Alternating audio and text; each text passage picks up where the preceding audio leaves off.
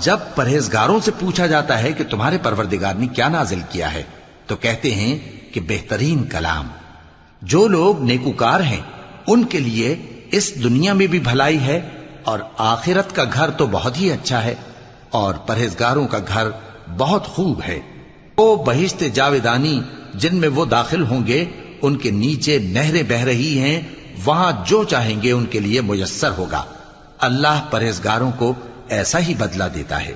ان کی کیفیت یہ ہے کہ جب فرشتے ان کی جانیں نکالنے لگتے ہیں اور یہ کفر و شرک سے پاک ہوتے ہیں تو سلام علیکم کہتے ہیں، اور کہتے ہیں کہ جو عمل تم کیا کرتے تھے ان کے بدلے میں بہشت میں داخل ہو جاؤ۔ کیا یہ کافر اس بات کے منتظر ہیں کہ فرشتے ان کے پاس جان نکالنے آئیں یا تمہارے پروردگار کا حکم عذاب آ پہنچے؟